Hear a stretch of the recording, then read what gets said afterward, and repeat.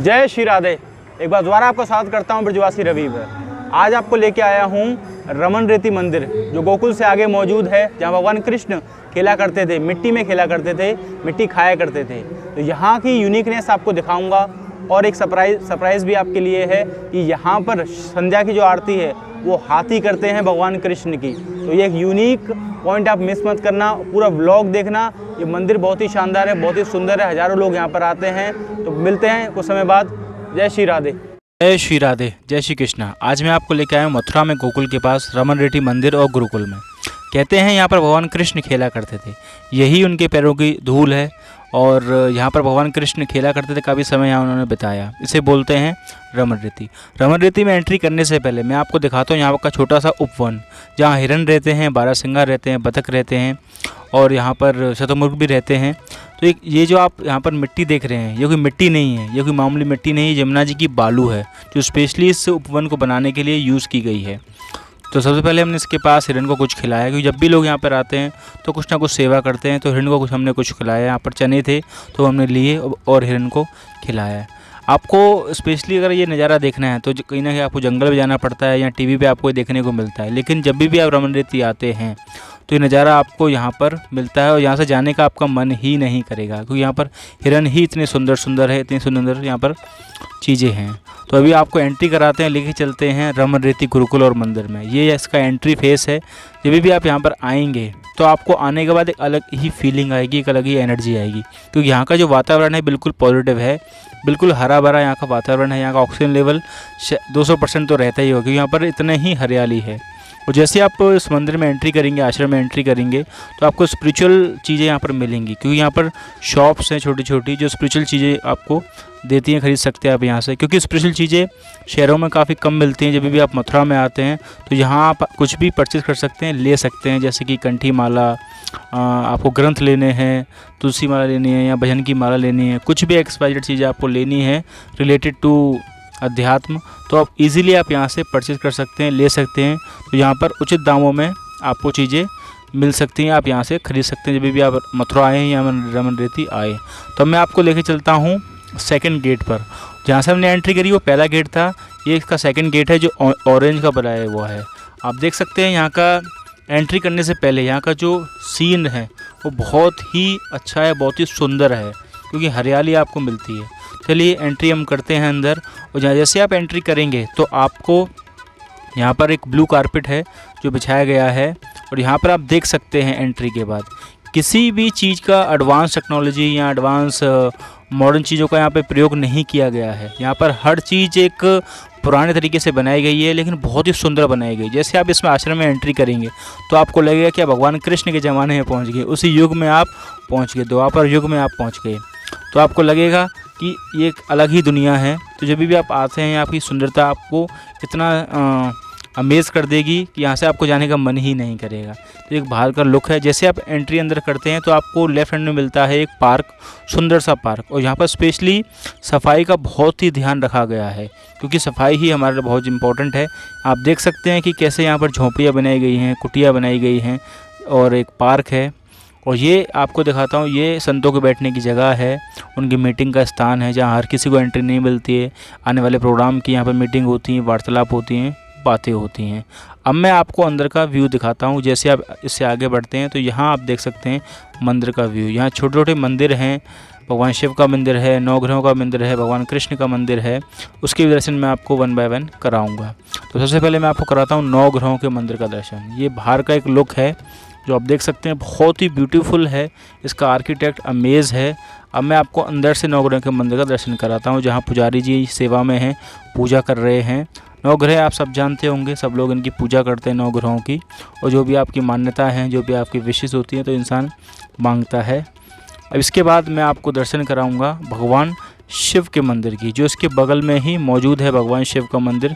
इसकी भी जो ब्यूटी है वो नेक्स्ट लेवल है। यहाँ पर काफ़ी भीड़ यहाँ पर रहती है, बड़ी मुश्किल से मेरा नंबर आया और हमने एंट्री करी भगवान शिव के मंदिर में।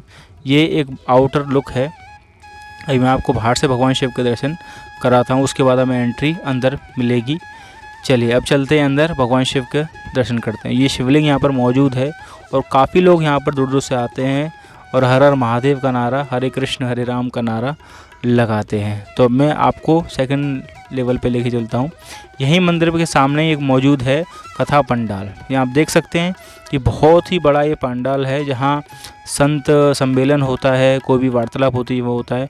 फ़िलहाल यहाँ पर श्रद्धालु लोग आए हुए हैं, बैठे हुए हैं, आराम करे हुए हैं, इनकी सबकी खाने पीने की व्यवस्था है।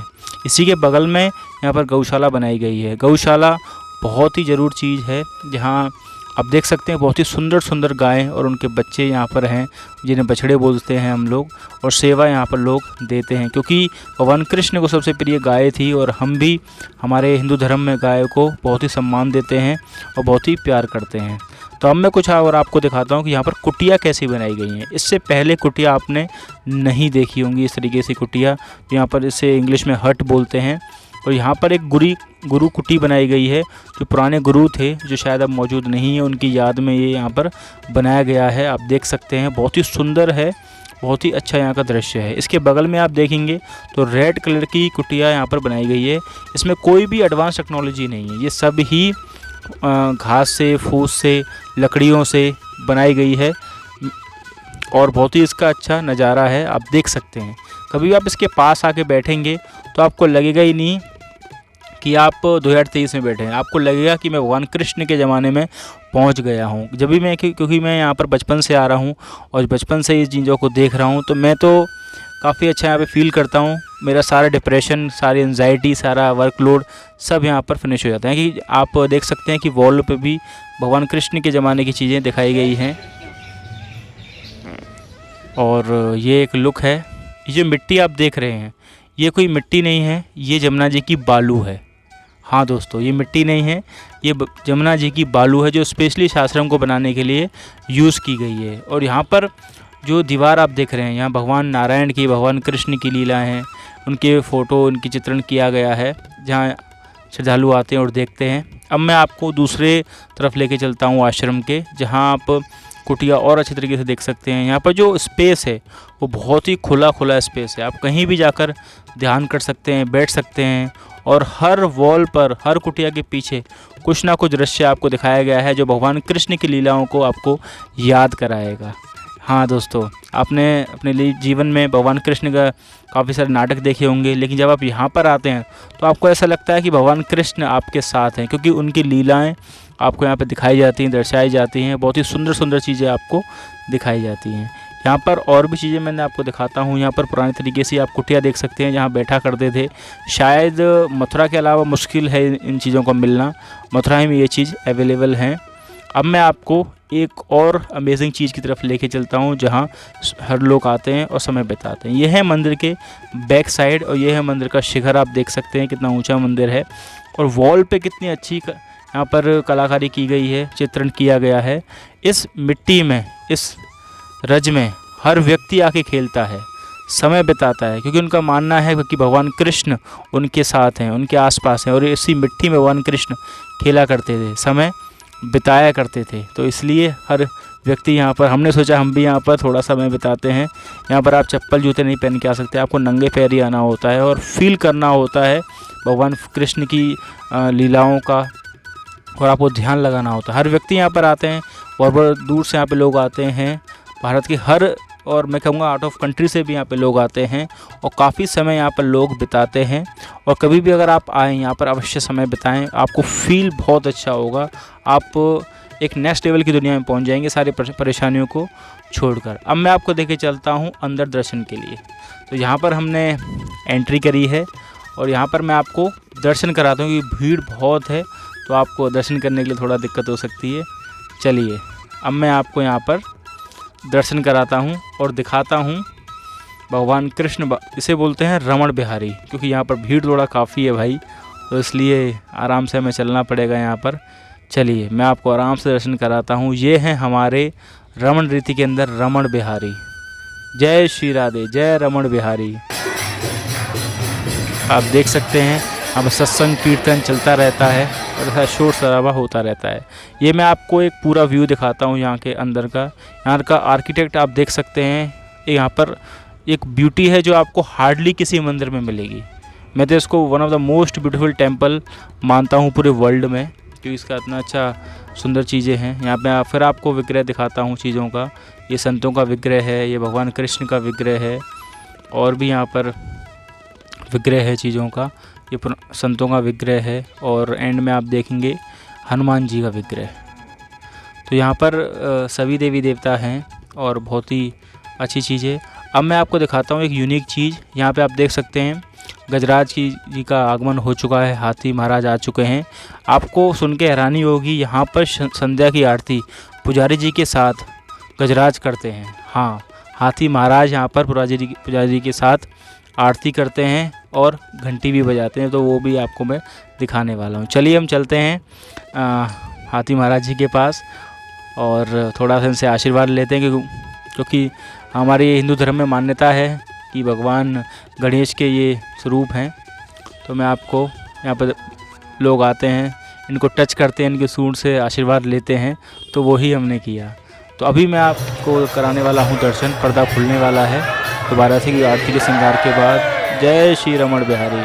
आप शोर भी सुन रहे होंगे, शोर बहुत ही है, क्योंकि यहाँ पर जो श्रद्धालु हैं, जो लोग हैं, वो काफ़ी दूर दूर से आते हैं और काफ़ी समय यहाँ पे बिता रहे हैं। और काफ़ी समय से हमने इंतज़ार भी किया और फाइनली यहाँ पर आपने शंख की आवाज़ भी आपने सुन ली होगी। देखो, काफ़ी एक पॉजिटिव एनर्जी है। आप किसी भी मंदिर में जाके आरती के समय बिताते हैं, तो मैं चाहता हूँ कि आप शांति से थोड़ा आरती का आनंद उठाएं और मन से, दिल से भगवान कृष्ण को याद करें। और इस साउंड को आप ज़रूर सुनें।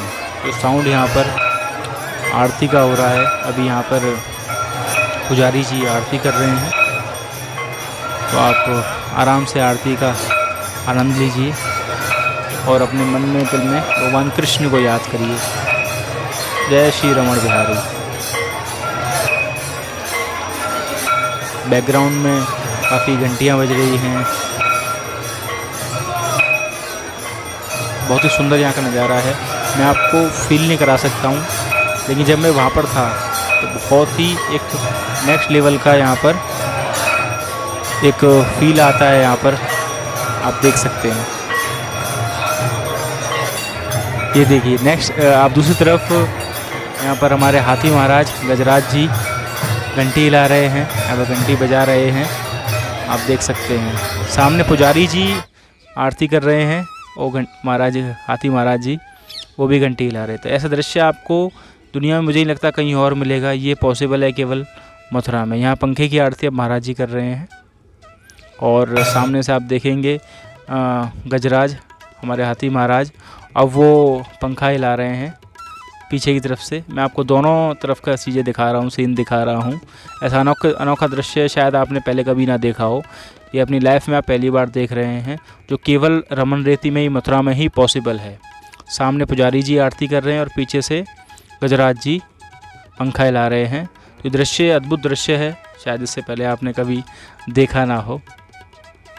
आप देख सकते हैं, बहुत ही सुंदर दृश्य है, बहुत ही सुंदर चीज़ें हैं यहाँ पर।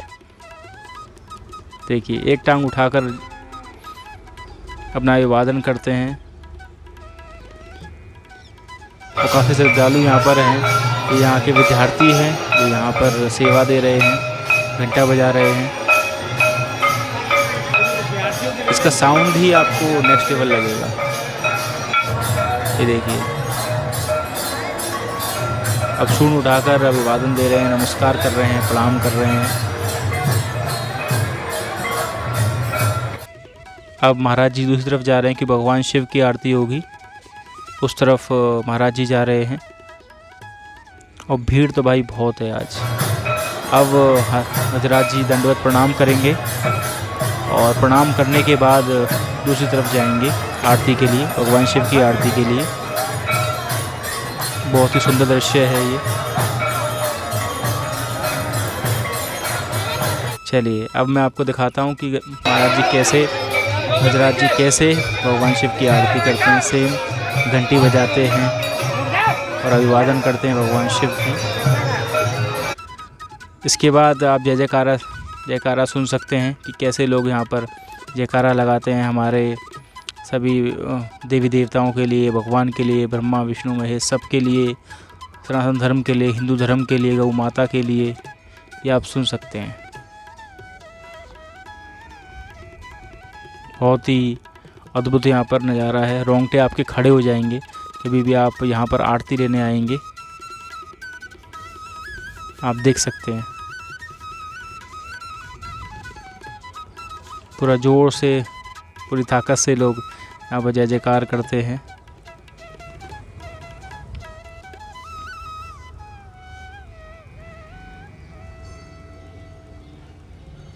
अब यहाँ पर आरती के बाद यहाँ पर अब कीर्तन होता है। इसके बगल में ही सब विद्यार्थी संत लोग अपना बाजा लेकर यहाँ पर कीर्तन करते हैं और ढोल मजीरा लेके नाचते हैं। भगवान कृष्ण का, भगवान हरि का, भगवान शिव का नाम लेते हैं और सत्संग करते हैं। जैसे कि ये लोग यहाँ पर नाच रहे हैं, भक्ति में एक डूब जाते हैं। यहाँ पर लोग अपना सारा स्ट्रेस छोड़ देते हैं। आप देख सकते हैं तो साउंड को सुन सकते हैं, यहाँ पर कैसा साउंड है, कैसे यहाँ पर कीर्तन जोर जोर से यहाँ पर कीर्तन होता है, साउंड होता है। इस साउंड का मैच कहीं नहीं है क्योंकि ये एकदम ओरिजिनल साउंड है, ओरिजिनल इंस्ट्रूमेंट के साथ में, तालियों के साथ में। श्रद्धालु कहीं से भी आए हों, सब यहाँ पर सब चिंता छोड़ के डांस करते हैं, नृत्य करते हैं, भगवान का नाम लेते हैं, भक्ति करते हैं और जय जयकार करते हैं। आप देख सकते हैं। उसके बाद ये विद्यार्थीगण हैं, इनका सत्संग हो चुका है, आरती हो चुकी है। अब ये साक्षात दंडवत प्रणाम करते हैं तो यहाँ पर अपना पाठ करते रहते हैं। और अब विद्यार्थी का पूजा के बाद ये एक मंदिर में बैठकर पाठ करते हैं। इनका नियम होता है क्योंकि मैंने आपको बताया था ये मंदिर के साथ साथ गुरुकुल भी है। यहाँ पर पूरे शास्त्रों की, हिंदू सनातन धर्म की शिक्षा दी जाती है। शायद हमारे देश में से गुरुकुल ख़त्म भी हो गए हैं, लेकिन अभी भी ब्रज में गुरुकुल परंपरा अभी भी मौजूद है, लागू है, जिंदा है। अब मैं आपको इवनिंग का वो दिखाता हूँ। इवनिंग का इसका शॉट है ये। इवनिंग का ये मंदिर का जो ब्यूटी होती है उसका मैच कहीं नहीं है। आप देख सकते हैं आरती के बाद हम बाहर आ चुके हैं। Look at the beauty. ये जहाँ पर हम आपको दिन में लेके गए थे, जहाँ पर लोग ब्रज में खेलते हैं, ये इसके पीछे का हिस्सा है। Look at the beauty. तो फ्रेंड्स, ये आपको अंधेरे में दिखाया जाता है कि कैसे कुटिया दिखती हैं अंधेरे में। अंधेरा काफ़ी हो चुका था। Look at the beauty. तो फ्रेंड्स, ये व्लॉग हम यहीं ख़त्म करते हैं। अच्छा लगा हो तो प्लीज़ लाइक करना, शेयर करना, सब्सक्राइब करना। जय श्री राधे, जय श्री कृष्णा।